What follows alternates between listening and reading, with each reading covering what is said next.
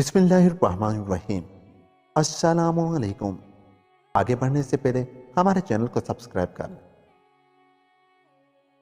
کسی گاؤں میں ایک بہت بوڑھا کسان رہتا تھا۔ اس کے 3 لڑکے اور ایک بیوی تھی۔ جب وہ بیمار ہوا تو اس نے اپنے بھی بچوں کو بلایا اور بولا، مرنے سے پہلے میں وصیت کرنا چاہتا ہوں، بڑے لڑکوں کو میری ساری زمین دے دی جائے، چھوٹا لڑکا صرف ماں کی خدمت کرے گا، اس کا حصہ اس کی ماں ہے۔ اس کے بعد وہ مر گیا۔ بڑے لڑکوں نے ساری زمین آپس میں بانٹ لی۔ چھوٹا لڑکا اپنی ماں کو ساتھ لے کر گھر سے نکل کھڑا ہوا۔ وہ نیا دانا کھاتے، نیا پانی پیتے، کئی دن کئی راتیں اسی طرح چلتے رہے۔ آخر ایک دن ایک صاف شفاف دریا کے کنارے پہنچے۔ جب لڑکا اپنی ماں کو دریا کے پار اتارنے لگا تو اس نے پانی میں چمکتے ہوئے نہایت خوبصورت پتھر دیکھے۔ وہ ماں کو کنارے پر کھڑا کر کے واپس آیا اور چند پتھر اٹھا کر جیب میں رکھ لیے اور اپنا سفر جاری رکھا۔ لیکن ہر چیز کی انتہا ہوتی ہے۔ ایک دن ان کا سفر بھی ختم ہوا اور وہ ایک ملک میں ٹھہر گئے، جہاں انہوں نے ایک مکان بھی لے لیا تاکہ وہاں محنت مزدوری کر کے زندگی گزار سکے۔ جب رات ہوئی اور چراغ جلانے کا وقت آیا تو ماں بیٹے یہ دیکھ کر حیران رہ گئے کہ وہ پتھر چراغ سے زیادہ روشن ہو رہے ہیں۔ وہ بہت خوش ہوئے کیونکہ انہیں چراغ کی ضرورت ہی نہیں تھی۔ 2 دن بعد رات کے وقت ادھر سے وزیر کا گزر ہوا۔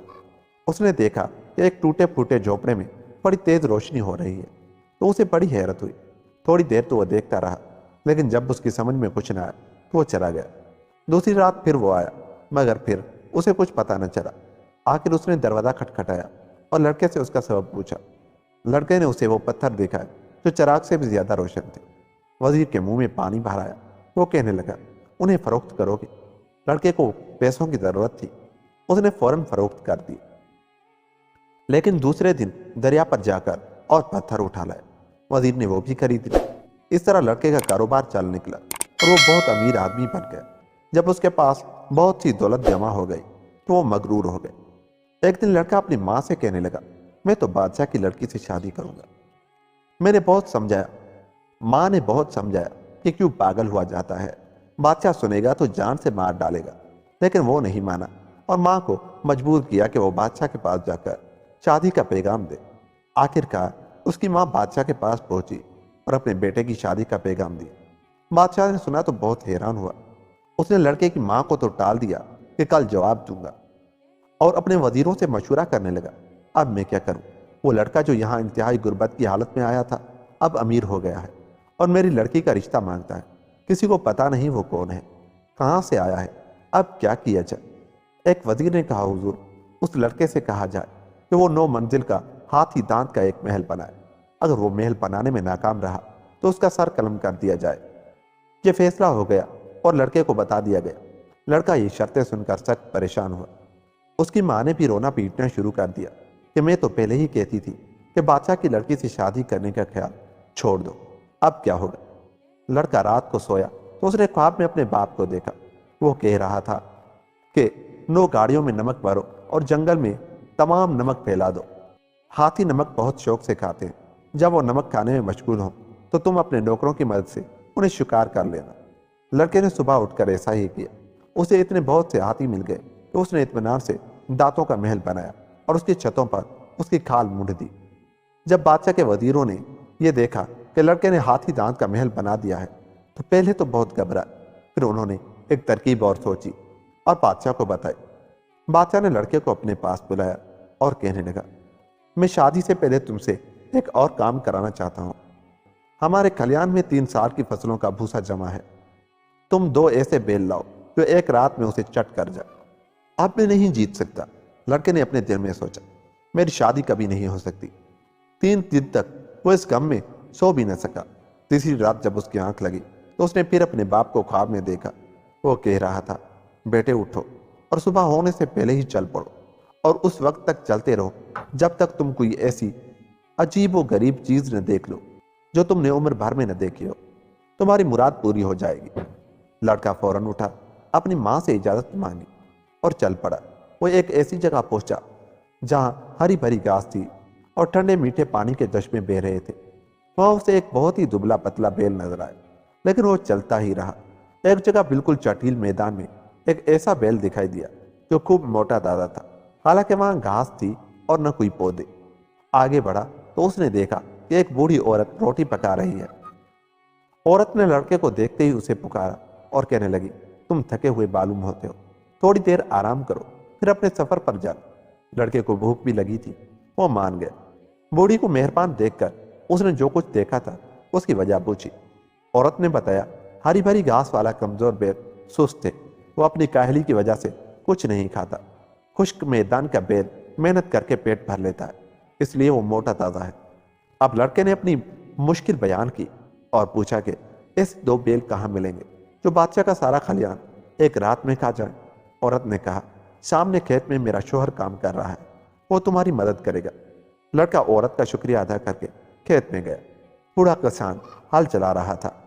जब उसने लड़के की बात सुनी तो मुस्कुराया और बोला, अच्छा, अगर तुम्हें ऐसे बैल मिल जाएं तो तुम क्या करोगे? लड़का बोला, मैं बैल देने वाले को माला माल कर दूंगा। बूढ़े ने कहा, मेरे दोनों बैल तुम्हारे काम आ सकते हैं, लेकिन मुझे दौलत की ज़रूरत नहीं, ये बैल मेरी ज़िंदगी का सहारा है। अगर तुम वादा करो कि उन्हें वापस कर जाओगे तो आज ही ले जा सकते हो। लड़के ने वादा कर लिया और दोनों बैल लेकर वापस आ गए। सबसे पहले वो सीधा बादशाह के खलियान में गया और वहाँ बैल छोड़कर अपने घर जाकर सो गए। शहर भर में लोगों को पता चल गया कि लड़का ऐसे बैल लेकर आया है जो सारा खलियान रात की रात में खा जाएंगे। जिसने सुना वो खूब हंसा। खलियान के पास समंदर था। बैलों ने भूसे के ढेर के पास खड़े होकर इतनी जोर जोर से भूखे मारी कि सारा भूसा उड़कर समंदर में जा गिरा। और सुबह को लोगों ने देखा कि बैल तो तिनके चबा रहे हैं और खलियान बिल्कुल साफ पड़ा है। बादशाह को गुस्सा भी आया और हैरत भी हुई, लेकिन क्या कर सकता था। अब वजीर ने उसे एक और तदबीर बताई और लड़के को बुलाकर उससे कहा, एक आखिरी शर्त पूरी करो, उसके बाद तुम्हारी शादी शहजादी के साथ हो जाएगी। लड़का बोला, फरमाइए, मैं आपकी हर शर्त पूरी करूंगा। बादशाह ने कहा, यहाँ से बहुत दूर एक बाग में एक फूल है जिसका नाम गुल हयात है, जिसकी खासियत यह है कि उससे कारी जख्म भी अच्छा हो जाता है। लड़के ने वादा तो कर लिया, लेकिन सवाल यह था कि पहले वो बैल वापस पहुंचा आए या गुल हयात लेने जाए। उसने सोचा पहले बैल पहुंचा आए, फिर गुल हयात भी देखा जाएगा। जब वो उस बूढ़े किसान के पास पहुंचा तो वो और उसकी बीवी उसे देखकर बहुत खुश हुए। उन्होंने उसकी बड़ी आवभगत की और पूछने लगे कि तुम्हारी शादी कब होगी। लड़के ने ठंडी सांस भरकर कहा, अब मुझसे गुल हयात लाने के लिए कहा गया है। बूढ़ा कहने लगा, यह तो बहुत मुश्किल काम है, वहां जो जाता है बच कर नहीं आता। लड़के ने बूढ़े की खुशामद की कि अगर आपको उसका कुछ पता है तो मुझे बताओ, मैं हर कीमत पर वहां जाऊंगा। बूढ़े ने उसे 2 अखरोट दिए और कहने लगा, इनमें से एक अखरोट भारी है और दूसरा हल्का, तुम यहां से चलो तो भारी अखरोट जमीन पर डाल देना। वो लुढ़कता हुआ जिस तरफ जाए तुम भी उसके पीछे पीछे चले जाना, ये तुम्हें उस बाग में ले जाएगा जहां गुल हयात है। वापसी में दूसरा अखरोट जमीन पर डाल देना, वो तुम्हें घर तक पहुंचा देगा।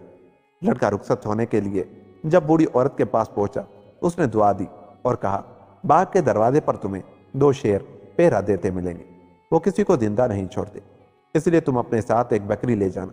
जैसे ही शेरों को देखो, बकरी के 2 टुकड़े करके दोनों के सामने डाल देना। जब वो खाने में मशगूल हो तो तुम अंदर चले जाना। अंदर पहुंचकर तुम्हें एक झरोके में एक लड़की खड़ी नजर आएगी। वो असल में एक जादूगरनी है। उसके बाल नीचे लटक रहे होंगे, तुम उसके बाल पकड़ लेना और जब तक वो तुम्हारी बात मानने का वादा न करे उस वक्त तक न छोड़ना। लड़के ने बहुत बहुत शुक्रिया अदा किया और अखरोट फेंक कर उसके पीछे रवाना हो गया। जब वो बाग के दरवाजे पर पहुंचा तो वहां उसने बकरी काट कर शेरों के आगे डाल दी और खुद अंदर दाखिल हो गया। सामने खिड़की में एक लड़की खड़ी थी। लड़का छुपता हुआ चुपके से झरोके के नीचे पहुंच गया और उसकी चोटी पकड़ ली। लड़की बहुत नाराज हुई और बोली, मुझे छोड़ दो वरना शेरों से टुकड़े टुकड़े करा दूं। लड़के ने कहा, जब तक तुम मुझे गुल हयात न दोगी उस वक्त तक नहीं छोड़ूंगा। आखिर लड़की ने तंग आकर उसको गुल हयात दे दिया। लड़का फूल लेकर वहां से रुखसत हुआ और दूसरे अखरोट के पीछे पीछे चलता हुआ शहर वापस आ गया। बादशाह गुल हयात पाकर बहुत खुश हुआ और उसने बड़ी धूमधाम से शहजादी का ब्याह उस लड़के के साथ कर दिया और यूं ये कहानी खत्म हुई।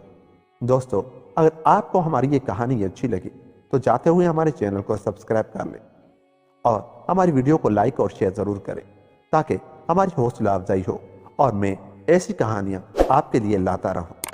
मिलते हैं किसी और कहानी के साथ, तब तक अपना बहुत सा ख्याल रखिएगा। मुझे दीजिए इजाजत। اللہ نگہبان۔